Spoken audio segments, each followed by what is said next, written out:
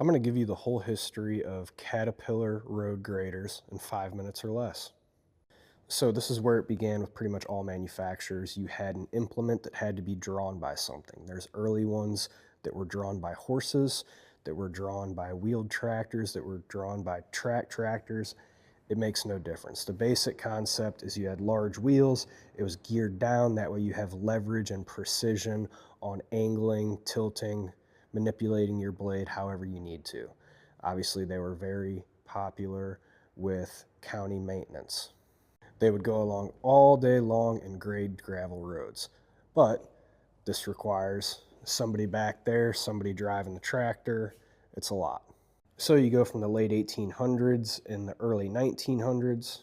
Now there is the option to equip a motor patrol grader to your Caterpillar tractor. So this would have been an add-on.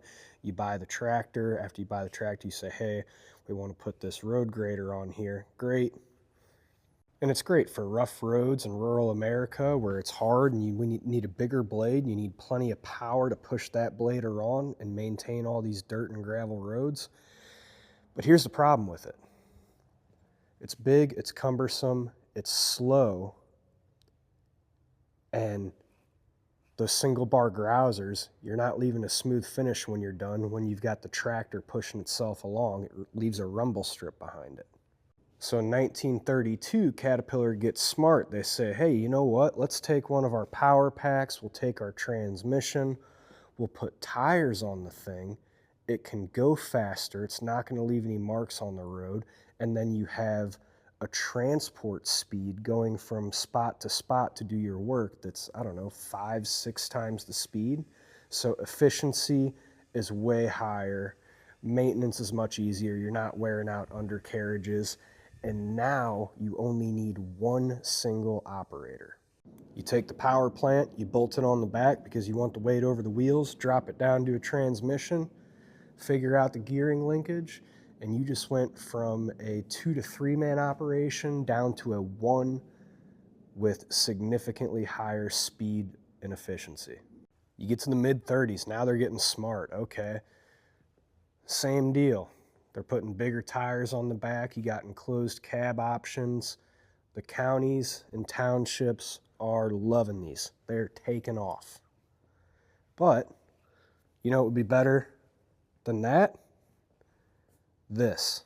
So this machine was produced the same years, around 1933 to 1935. So now you had the option. This one was getting really popular and kind of set the standard for motor graders today because you got 4 drive wheels, both of them can roll and adapt, and it's a much smoother ride. You're going to grade much better. Think about a single wheel. Every time you hit a bump, it's going to raise and lower that blade and create a ripple. Well, with this walking beam right here, not only do you have 4 drive wheels more evenly distributing the power, but you're going to get rid of that ripple effect by keeping constant contact with the ground, keeping that blade level. Now, this is as modern as we're going to go today. This is the early to mid 40s, and this is the Caterpillar number 12 diesel grader. So at the time, this was probably the biggest they produced, and there's been a lot of updates. They have gone to the single beam design in the center, which is still used today, and then all of the functions are now power assisted.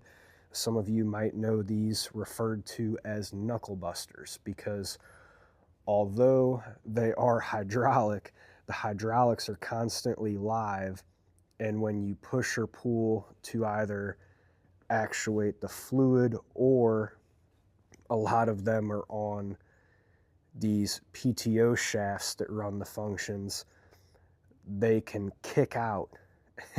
And if they kick out, you got to mesh them just right. And if they kick out, they'll come back and smack your hands. And if you want to see more stuff on motor graders, running them, restoring old ones, getting them back running after sitting for years, check out Diesel Creek. He's got a lot of great videos about this type of stuff. Yeah, and here you go. If you stuck around this long, feel free to pause and check this out. But it's basically explaining why the Tandem was so much more gooder.